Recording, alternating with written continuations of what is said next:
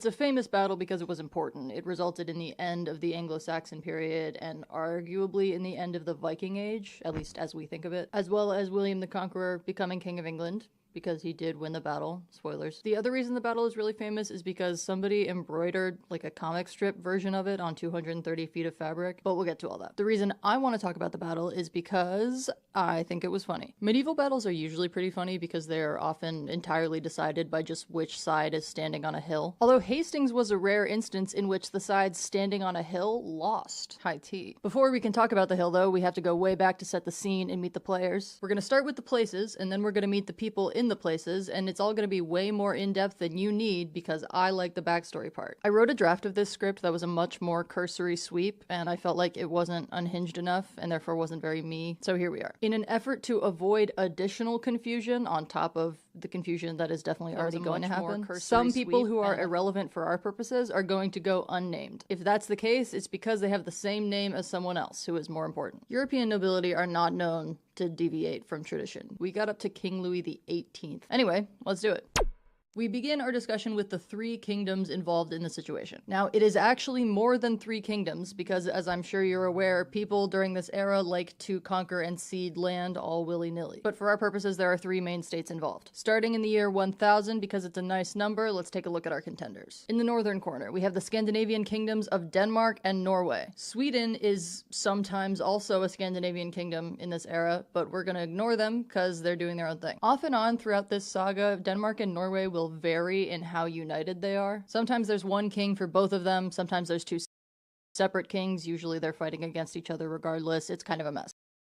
The more important thing you need to know about the Scandinavian kingdoms right now is that at the moment, these guys are doing a lot of Viking shit. What are Vikings?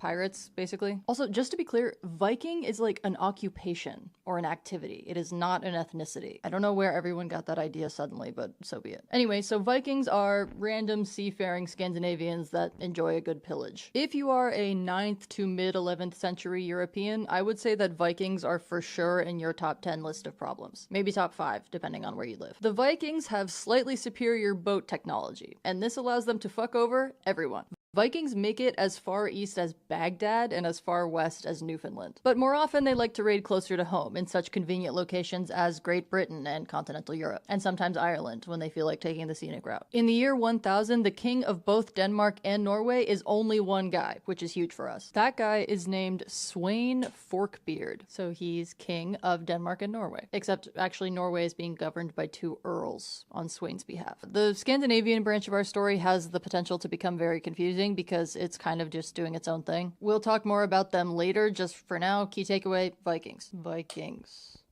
There. In the southern corner, we have the Duchy of Normandy. Normandy at this time is a semi-independent fief located within the Kingdom of France. A fief is land that a lord gives to someone else in exchange for that person's allegiance and often military service. So originally, Normandy was a part of West Francia, or Francia, however you want to pronounce it. But then the king of West Francia gave the land to someone else in exchange for their allegiance. Who did he give the land to? Some Vikings. Why?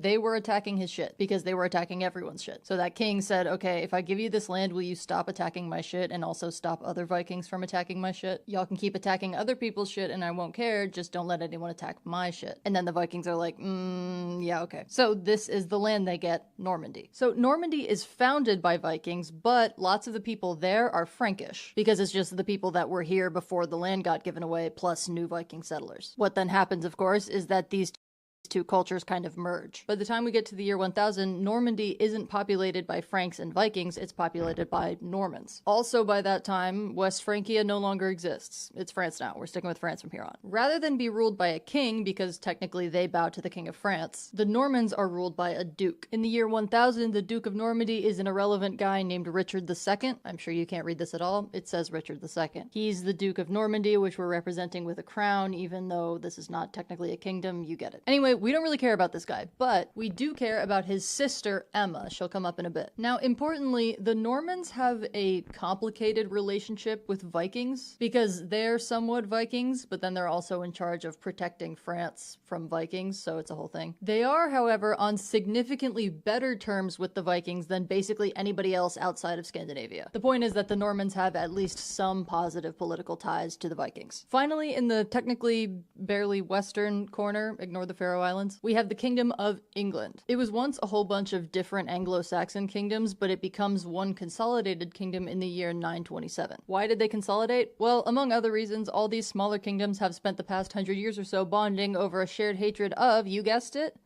Vikings. Vikings are constantly attacking them and they're all super over it, so they get together for safety in numbers and etc. It always loops back to Vikings. I should point out, by the way, this is a modern map. I couldn't find any reliable maps of this area in the year 1066, so I just made this one using modern borders. So it's not 100% accurate, but you get the idea. Alright, I've moved this light a million times to try to get rid of this glare here. However, the light is currently standing in basically the only place that it physically can. I live in New York City. This is how it is. We're just gonna have to deal. In the year 1000, the King of England is this guy, Ethelred. So those are our three relevant states, England, Normandy, and the Scandinavian kingdoms. Let's keep going down the line of kings, starting here with our boy Ethelred. So Ethelred has been the King of England since the year 978, and he has sucked at it the whole time. Part of the problem is that he tends to make huge swings on a dime, and he grows more and more paranoid over the course of his reign. And then another big problem is that his solution to Viking raids is to pay tribute, which is to say when Vikings attack, he just gives them money to make them leave. Yes, that is taxpayer money. This is in fact not a great idea, because the Vikings' takeaway from this is, hey, whenever we attack the English, their king gives us a bunch of money. Subsequently, the attacks get worse under Ethelred, and also he's wasting a bunch of money and everyone hates him. So Ethelred goes, okay, I hear you, but consider this. And he deploys a new plan. He knows that the Normans have a sort of relationship with the Vikings. So he's like, okay, I'll just diplomatically marry Emma, who is the sister of the Duke of Normandy. And in doing so, I will forge an alliance between England and Normandy that will hopefully help our Viking situation. And also improve our relationship with Normandy itself, which has been kind of strained because they used to be Vikings. So in the year 1002, Ethelred marries Emma. He's actually been married once before and already has a son, but his first wife recently died, so this job opening is here. Now, this marriage ends up being very consequential because, as it turns out, Emma is both incredibly devious and incredibly slay. But we'll get there. Ethelred and Emma eventually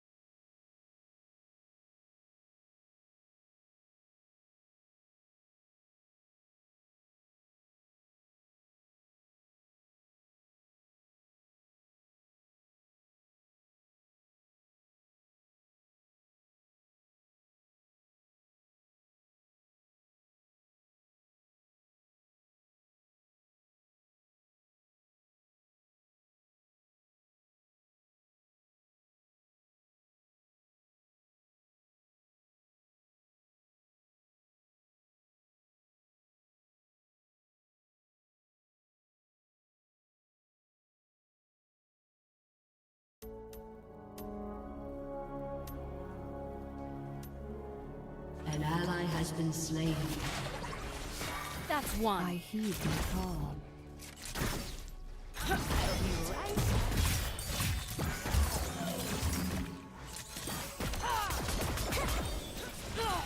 You're welcome.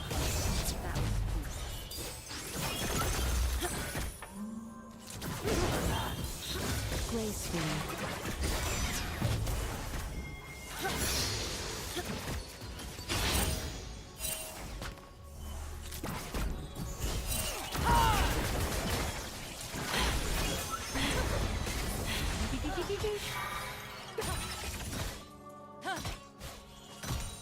For peace of mind.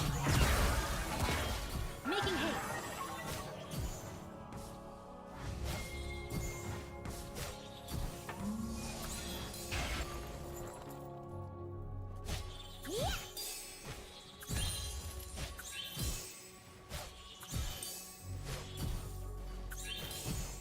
The whole world in balance.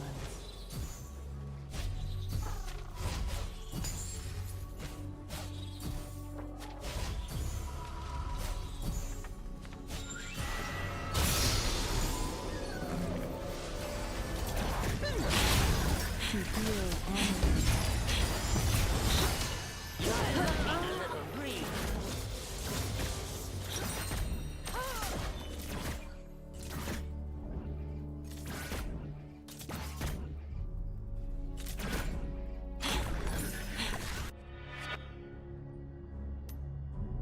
never waste a breath.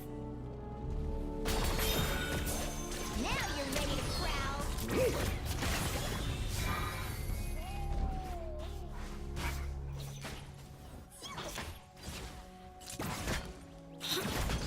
I lend my aid.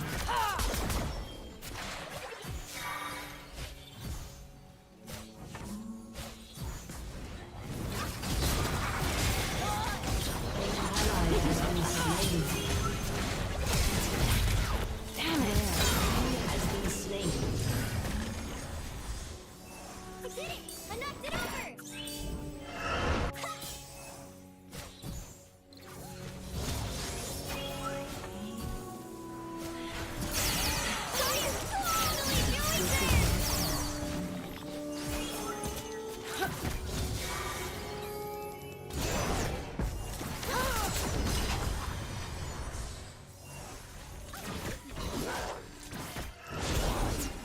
guess we're going this way.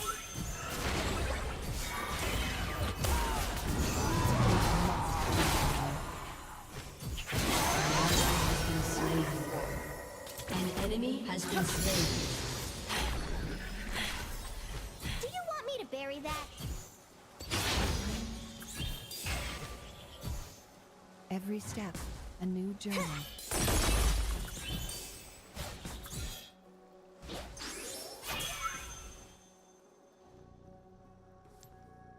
I'll stick with you.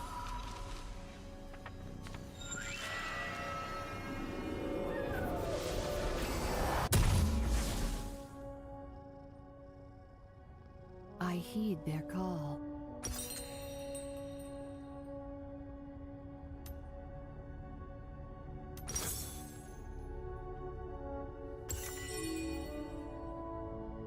An ally has been slain. Was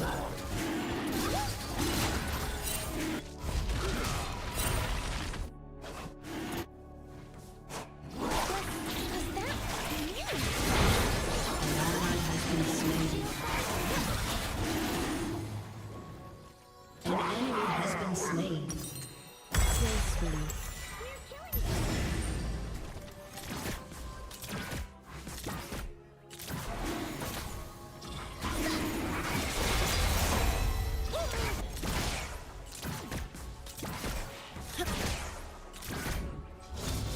For peace of mind.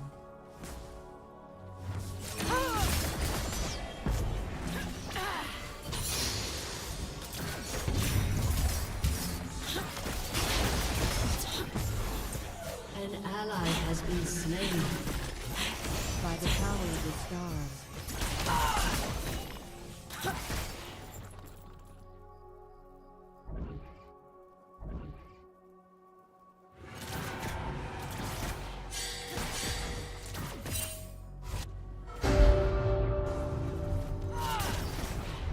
The whole world in balance.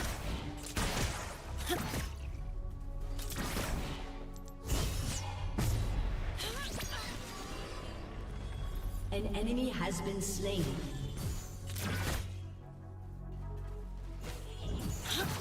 To heal and protect.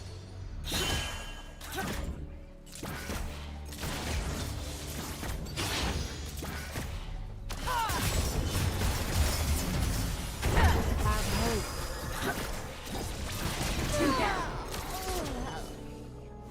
Your turret has been destroyed.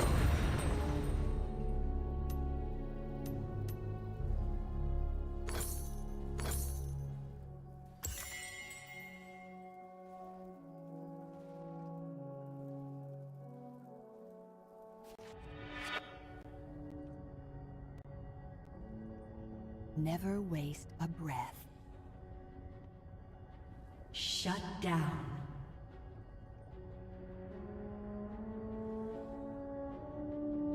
An ally has been slain.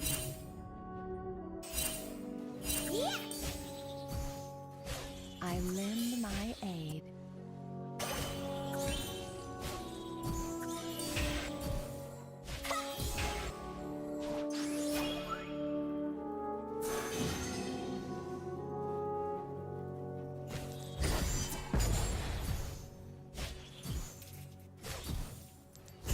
Where am I needed?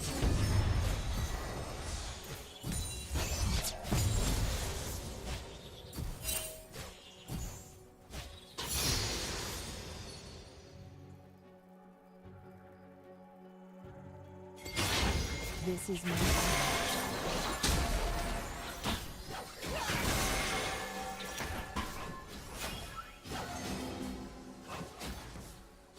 Your turret has been destroyed.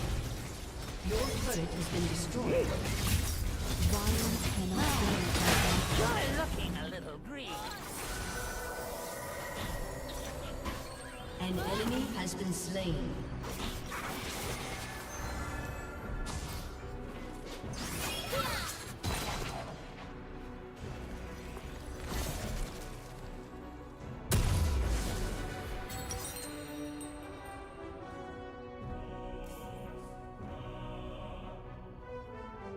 Enemy killing spree.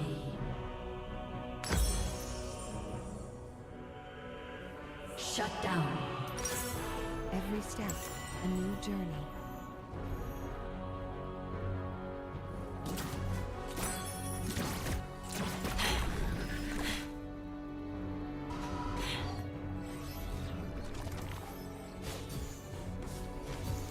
I hear enemy killing spree.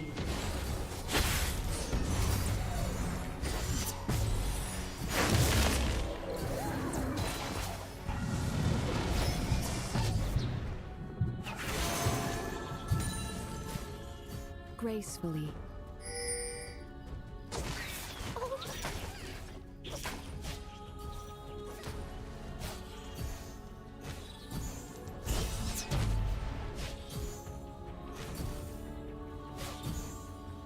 For peace of mind.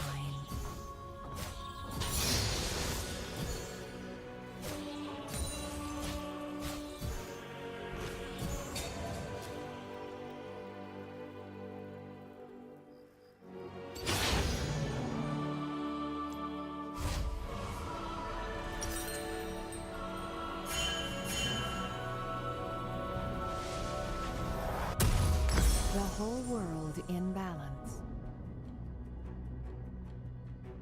An enemy is unstoppable.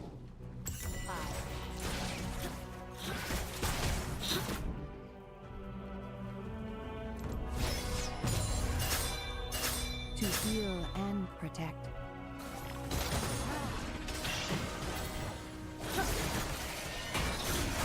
An enemy is dominating.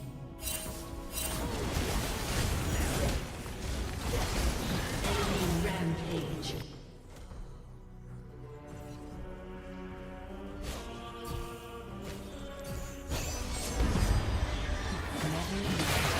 Out of my way.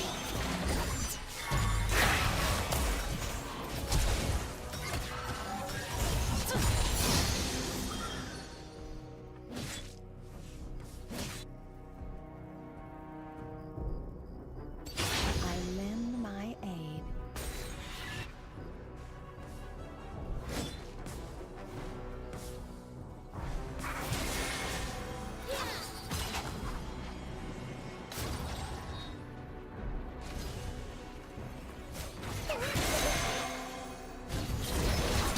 Where am I needed?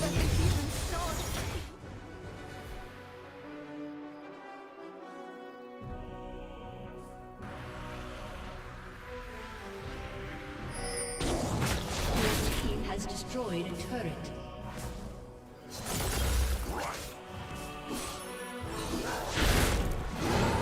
Your turret has been destroyed.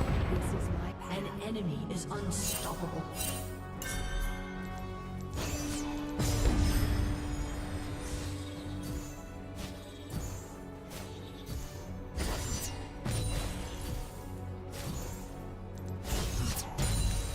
Every step, a new journey.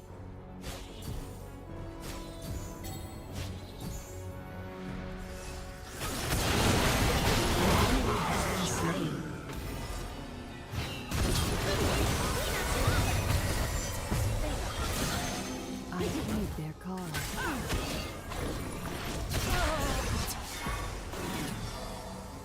Your turret has been destroyed. We got the zoomies! Your turret has been destroyed. The enemy is godlike.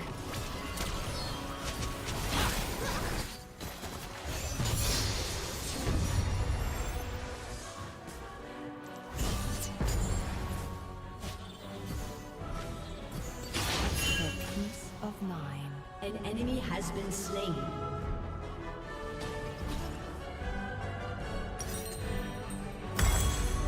Your turret has been destroyed.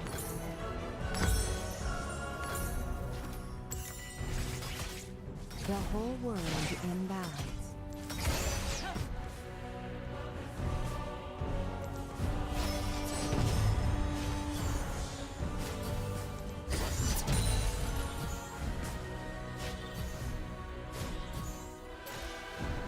To heal and protect.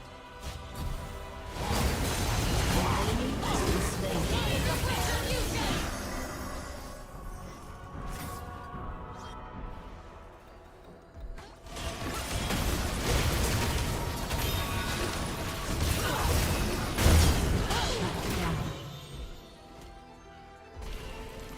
Never waste a breath.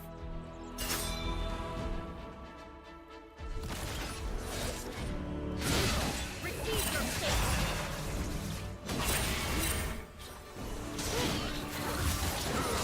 An ally has been slain.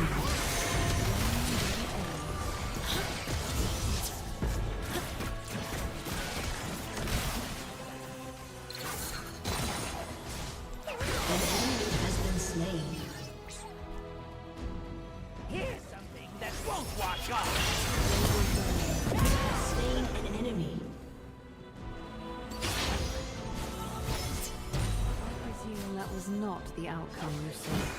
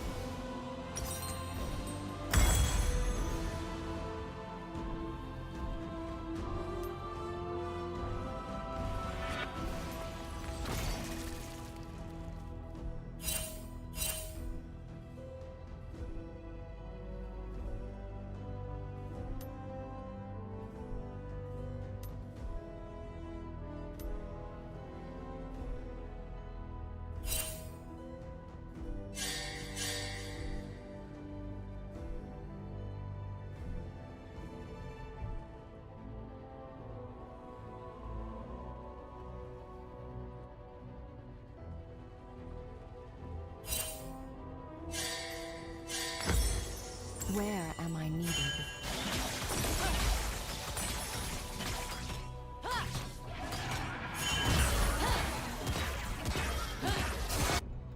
Your team has destroyed a turret. This is my path.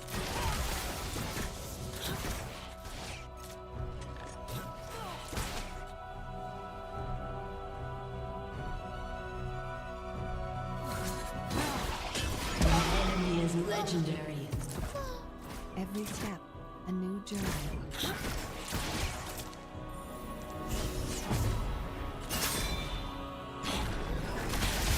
An enemy has been slain. 8 kills.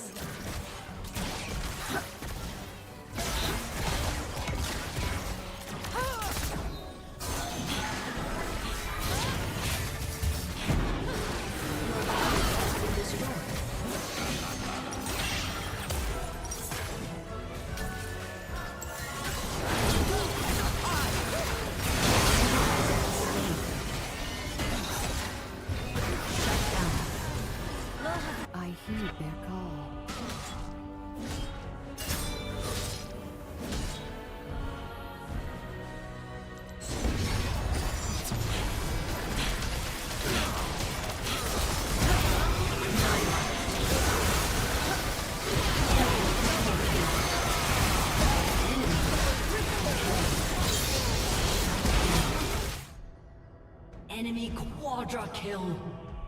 An enemy has been slain. Enemy pentakill. Aced.